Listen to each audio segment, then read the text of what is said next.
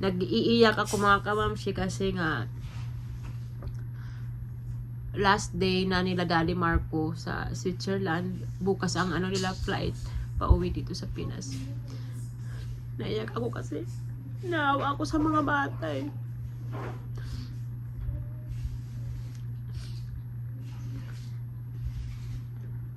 Naawa ako kay Olivia and Jamie kasi nga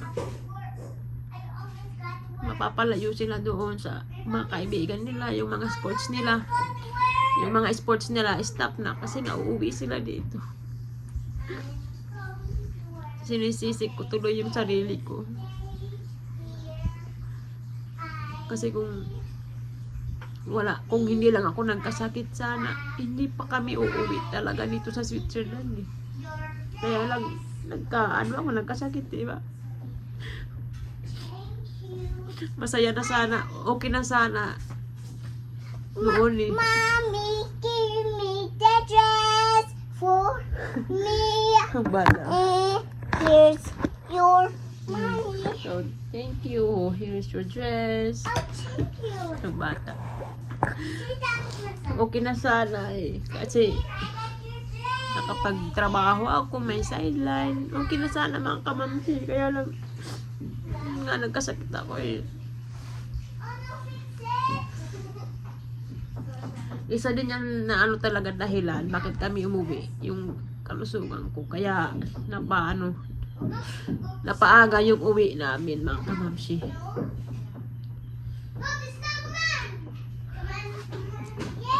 Ngayon tuloy ako nag-iyak na pauwi na sila, malapit na yung uwi nila. Ngayon ako nag-iyak-iyak kasi ayun nga, nalulungkot ako para sa mga bata. Tapos ang Ellie maingay. Tapos yung best friend ni Olivia, kahapon sila nagpaalam. Nandun rin yung nanay, nag-iiyak sila kasi nalulungkot. Sobra silang nalulungkot na aalis na si Olivia. Iyak sila ng iyak, kamamsi. Kaya ako'y naapektuhan din. Kasi alam ko malulungkot yun. Pati rin si Olivia.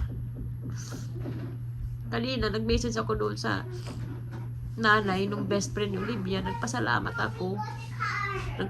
ako sa tulong niya sa amin at saka sa pagmamahal niya kay Olivia. Kasi sobrang bait nun eh.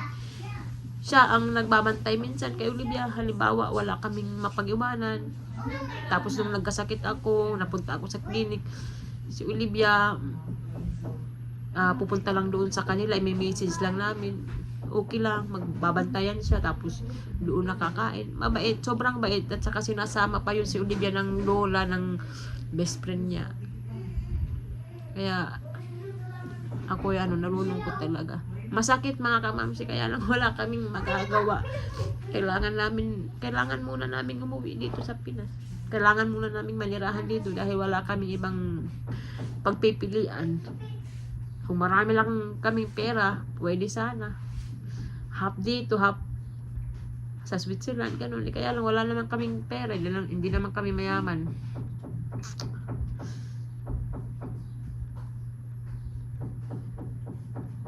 Nag-reply sa akin yung best friend, yung mother ng best friend ni Olivia. Nalulungkot pa rin sila. Mahirap daw para sa kanila na i-let go si Olivia, paalisin. Kaya lang wala.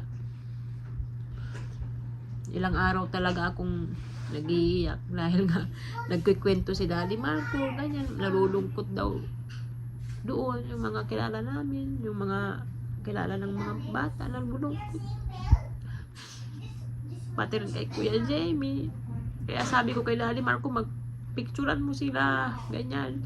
Picturan mo sila kasama yung mga kaibigan nila para may remembrance, para paglaki nila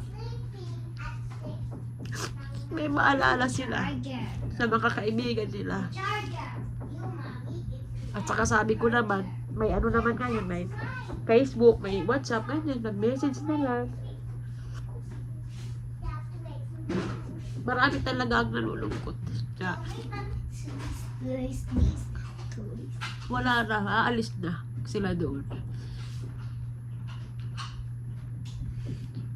Kahapon nag-swimming sila kasama yung mga kaibigan nila. Para last banding ba bago sila umuwi dito sa Pinas. Tapos yung mga sports nila rin, nagpaalam sa kanila. Kay Olivia, t-shirt. Sinulat nila yung mga pangalan nila doon. Lahat ng kasamahan ni Olivia. Nakakatuwa. Kaya pag uwi ni Olivia dito, ipapaano ko yan, ipapaprint ko yan na t-shirt. Na yan ay remembrance niya. Tapos yung kapitbahay namin doon na yung may anak na kasing edad ni Ellie at saka ka-birthday rin ni Ellie. In-invite sila para makapagbabay din sila, ganyan. Tapos may anak yun nanganak nung nasa clinic ako. Kaya lang, hindi ko siya nakarga kasi nga umuwi kami dito, diba, sa Pinas. Yung bakasyon, ang dami kong nagawa, tapos minsan wala sila. Hindi ko siya nakarga. Si Daddy Marco lang ang nagkarga nitong mga nakarang araw. Pinicturan sila, si Daddy Marco ang kumakarga sa baby. Tapos yung isa naman kay Olivia at saka si Kuya Jamie. Nalulungkot din sila. Ang ingay ni Ellie.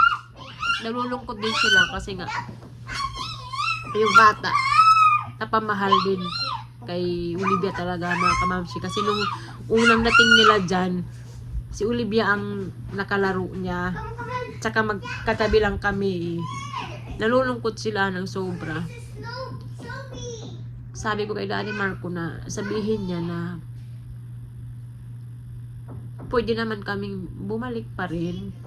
Pero hindi namin alam kung kailan. Sana kung may budget, pwede kaming magbakasyon, mga kamamsi.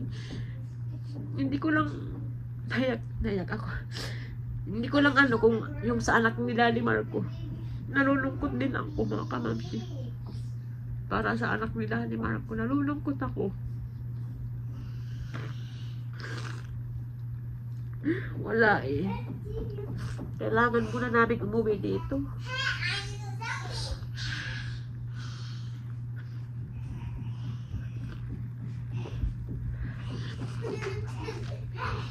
Tingnan namin kung ano yung magiging buhay namin dito, di ba?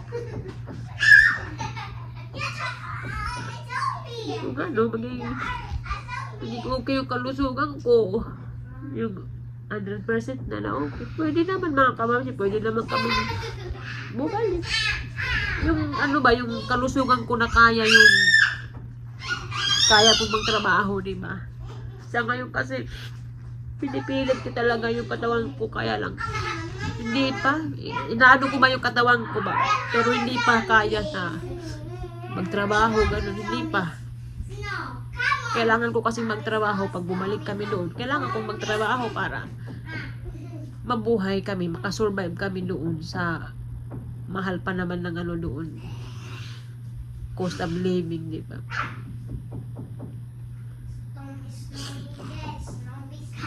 Yung iba dyan, akala nila madali lang yung desisyon namin na umuwi dito. Napakahirap, mga kamamsi.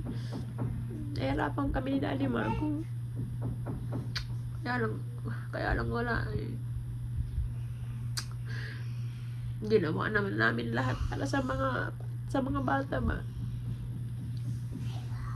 Kaya lang may mga nangyayari na hindi namin inaasahan, ganyan.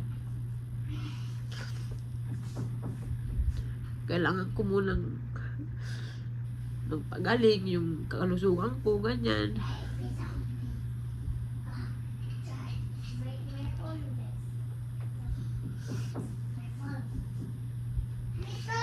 Babalik pa naman kami, kaya lang hindi rin namin alam kung kailan.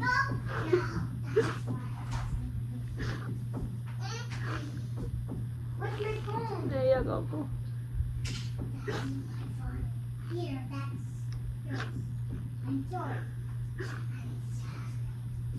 Namimiss ko yung yung lugar namin doon, namimiss ko.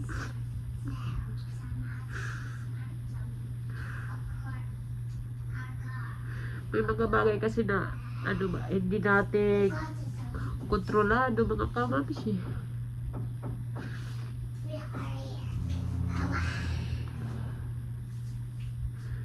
Kahit mahirap, kailangan nating mamili. In-explain naman namin kay na Olivia Jamie na thank you, Mommy, na ganito yung change one my dress at the young Yes, please. wala. Oh. In-explain naman namin sa mga bata na ito yung sitwasyon namin. Kaya kailangan namin umuwi muna dito sa Pinas. Naintindihan naman nila kami pero alam ko malungkot sa kanila.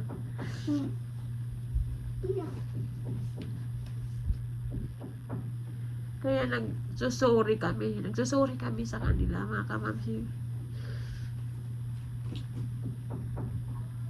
Pero maiintindihan din nila yan. Mommy, Pag I'm just the pag dress. lumaki sila. Please. Oo. Thank you so much. We go Ang back. bata, ang bata naglalaro. Ingay. Ay, nagdrama-drama na naman tayo, mga kamamsi.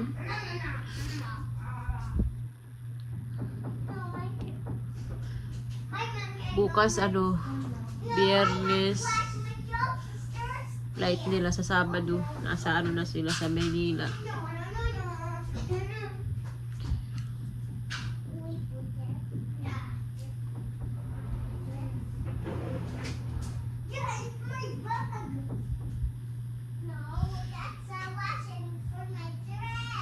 Yung nanay ng best friend ni Olivia, iyak mga kamamsi. Nalulungkot daw siya eh. Kung pwede lang daw, sana hindi na lang daw kami umuwi. Hindi na lang kami magtira dito, kaya lang wala eh. Sabi ko sa kanila, wala. Mahirap eh. Mabuti sana kung may pamilya kami doon. Maasahan namin, di ba? Mahirap. Kagabi, last ni Jamie sa karate niya. Nakapag-video si Dali Marco. Pinayagan siya kasi nga last na. Tsaka, siya, orange na siya. Orange, orange belt, mga kamamsi.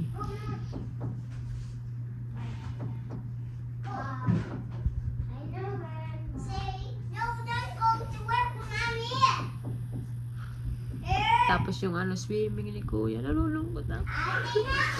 Nalulungkot ako sa mga mga bata sa school nila.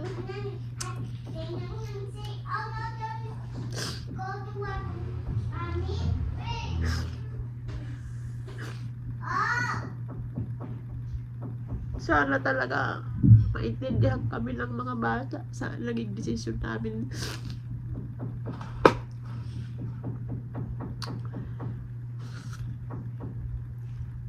Pero gagawin pa rin namin ang namin best, mga kamamsi, na balik, pero hindi namin alam kung kailan. Hindi naman namin hawak yung namin future. Hindi naman namin hawak din yung namin dito, kung ano yung magiging sitwasyon namin dito sa Pilipinas. Mahirap talaga.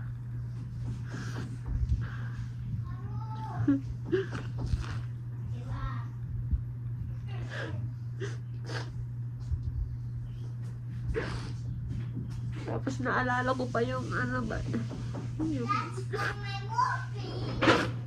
naiiyak din ako kasi naalala ko yung mga maliliit pa sila. Kaya ko naman, kaya lang wala nagkasakit ako eh. Kaya ko nga dati na maliliit pa sila eh. Wala si Daddy Marco sa trabaho. Kaya ko yung doon, kaya lang wala eh. Nagkasakit ako eh. Yung hinahatid ko sila sa school, ganyan. Si JB, sa Mommy, kindergarten. don't you give Ate Nang Nang dress for me? Ang bata. I want to use the dress, please, Mommy. No, give it to Ate Naglag. Give this one to Ate Naglag. No, yeah. Okay. Oh, I'm sorry. Look. I'm here.